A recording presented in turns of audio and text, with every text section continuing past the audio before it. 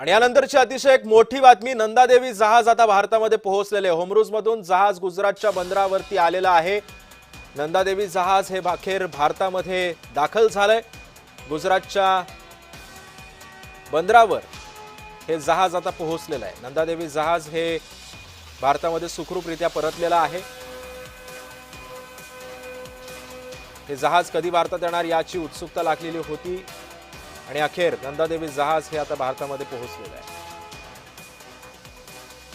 गुजरातच्या बंदरामध्ये हे इंधनवाहू जहाज जे आहे ते आलेलं आहे। जामनगरच्या बंदरावरती हे जहाज सुखरूपपणे पोहोचलेलं आहे। एलपीजी घेऊन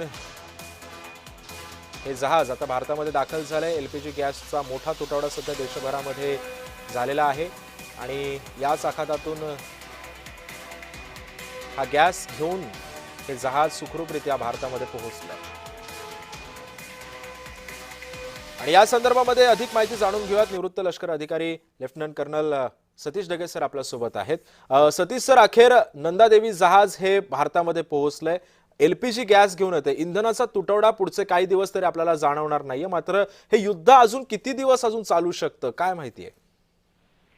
मुळातच जे आहे हे युद्ध चिघळत चाललेलं आहे, कारण दोन्ही बाजूने ज्या प्रकारची विधानं त्या ठिकाणी येत आहेत आणि इराण सुद्धा अमेरिकेच्या मिलिटरी बेसेसवर अरब राष्ट्रांमध्ये जे आहे त्यावर त्या ठिकाणी हल्ले करतोय, तर दुसऱ्या बाजूला अमेरिकेने सुद्धा आणखीन आक्रमक कारवाई करण्यासाठी जे आहे USS त्रिपोली असेल, त्याचबरोबर ऍडिशनल 5000 कमांडोज असतील तो त्या ठिकाणी घेऊन जातोय।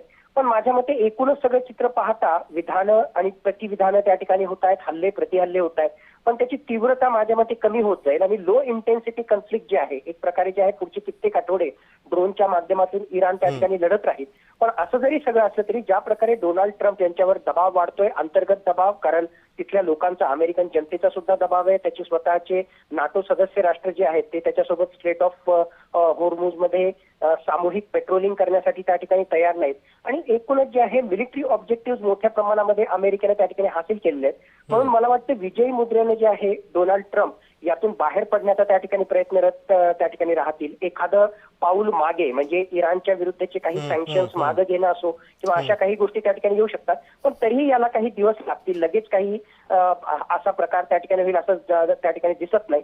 पण दुर्दैवानं प्रत्येक दिवस जो डिले होत जातोय त्याचा विपरीत परिणाम आंतरराष्ट्रीय स्तरावर जागतिक अर्थव्यवस्थेवर तेलाच्या किमतीवर होत आहेत आणि भारतासारखा देश जो एनर्जी सिक्युरिटीसाठी या सगळ्या आयातीवर पश्चिम आशियामधून येणाऱ्या तेलाच्या आयातीवर डिपेंडंट आहे त्याच्यावर याचा विपरीत परिणाम होतोय।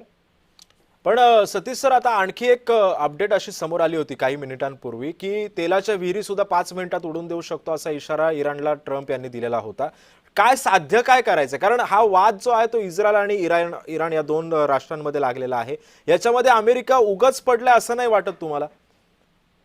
नाही, मुळात जो आहे आता या अशा प्रकारच्या धमक्या देणं म्हणजे हा इन्फॉर्मेशन वॉरफेअरचा त्या ठिकाणी भाग आहे आणि त्यांना जे आहे त्यांच्या जनतेला त्याचबरोबर जगाला दाखवून द्यायचंय की अमेरिकेसारखी महाशक्ती जरी असली तरी आम्ही जे आहे जशास तसं उत्तर त्या ठिकाणी देऊ शकतो।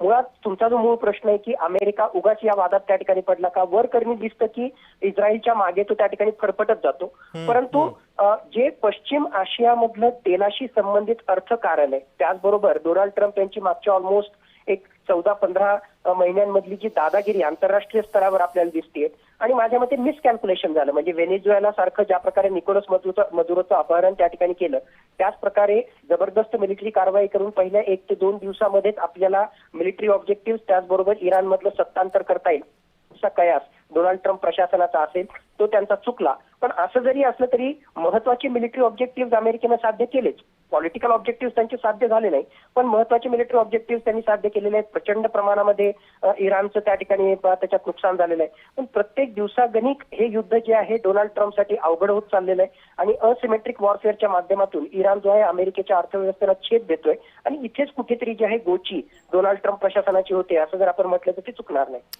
नक्कीच, धन्यवाद सतीश सर तुम्ही केलेल्या या सखोल विश्लेषणाबद्दल। त्यामुळे आपण पाहतो एलपीजी घेऊन नंदादेवी जहाज यात अखेर भारतामध्ये पोहोचलेलं आहे। आणखी काही दिवस हे युद्ध चिघळू शकतं असंही काही वेळापूर्वी सतीश सरांनी आपल्याला सांगितलं।